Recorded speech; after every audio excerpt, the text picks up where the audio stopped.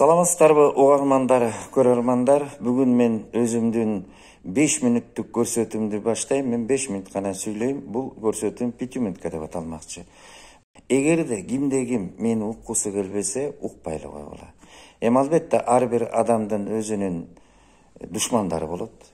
Жекеле адамдын эмес, ошол 1000 жылдан бери келаткан диндин да душмандары болот. Динди да көрө албагандар болот. Ошондуктан мен айтар элем, ошол көрө албагандарга, ичи таарыларга, уккусу келбегендер кулаңарды жаап укпайлыгы болот. Мен мындай деп айтар элем да, бүгүнкү күндө ушул боору оорусаңдагы бооруга тепкен адамдар болот. Жанагы чыгыш элдердин айтышында 1001 түн деген ушуга да тийишти. Сен 1000 жолу жакшылык кылып, бир күнү жакшылык кылбай койсоң, ошол бир күндүгүн 1000 күндөн чыгарып ийишет да. Башкача айтканда, сен дайым эле адамга жардам бере берсең, ал баскынчылыкка да айланып кетет экен. Кээ бир учурларда ошол жардам берген адамдарың дагы саткындык кылат. Андан кийин аны саткынга сен саткындык мамиле кылып, кыла турган жакшылыгыңды кылбай койсоң, анан сени жамандап жатып калат. А өзүнүн саткындыгы менен, өзүнүн ит кылгандыгы менен ал адамдын иши жок. Бүгүнкү күндө Кудайдан жол талашкан адамдар Кудаймын деп чыкты.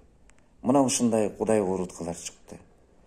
Ошондой эле бүгүнкү күндө Кудайды каратып калп айткан адамдар саны өсүп баратат. Кудайды каратып калп айтып. Мына жакында бир айтпадыбы?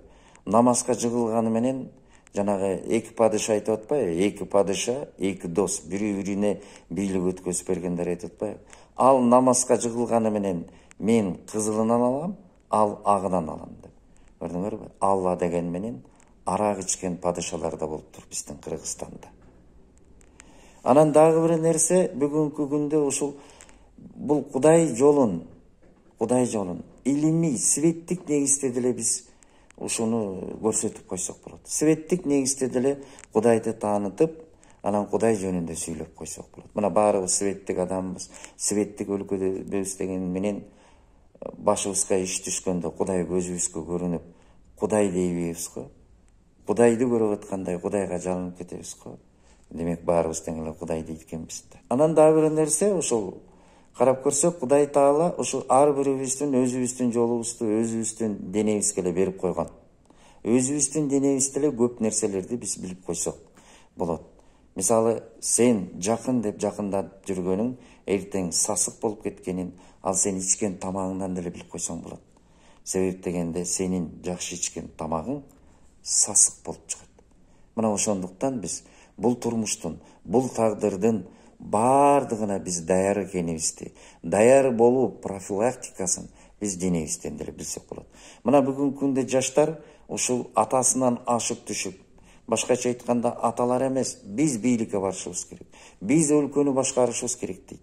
А бирок үй бүлөнү, үйдү башкарып аткан атасы экенин унутуп баратышат. Атадан жолдуу болуп баратат. А эмне үчүн анын 40 жаштагы, 50 жаштагы, 60 жаштагы атасы өлкөнү башкарбаш керек. Кайсы бир сасыткылар үчүн атасынын замандаштын баарын жаманаттык кылган болбойт. Кудай Таалам дагы өлүмгө келгенде, ажалга келгенде тандоого салган эмес. Эмне үчүн биз пендечилик кылып тандоого салып атабыз? Кудай Таалам өлүмгө келгенде тандоого салган эмес. 90 жаштагы адам биринчи өлөбү, жаңы төрөлгөн бала биринчи өлөбү? Аны Кудай тандаган эмес. Кимиси ажалы келсе, ошол ажал таап кете берген. Көрдүңөрбү? Кудай Таала адам баласынын пендесиникин тандоого салган эмес. Ошондой эле бүгүнкү күндө өзүнүн жакыны коррупционер болуп калса, бул коррупционер эмес деп, өзүнүн жакыны элдин ырыскысын жесе, бул жеген эмес деп жанталашып бир туугандар, урук туугандар менен чыгып калатпайбы? А Кудай Тааланы карагылачы. Керек болсо Кудай Таала сенин жакыныңа абак эмес, өлүм берген. Ошону деле көтөрүп атпайсызбы? Мына Кудай Таала баарыбызды тарбиялап турат. Баарыбызды көтөрүмдүүлүккө, баарыбызга турмуш тагдыр берет. Ошондуктан бизде бекер айтылбайт. Ар бир адам айтабыз, менин Кудайым бар деп. Кудай Таалам ар бирибизге көз жүгүртүп турат. Ошондуктан Кудайды карап иш кылалы. Мына бүгүнкү менин 5 мүнөттүк айта турганым ушул болду. Саламатта калыңыздар.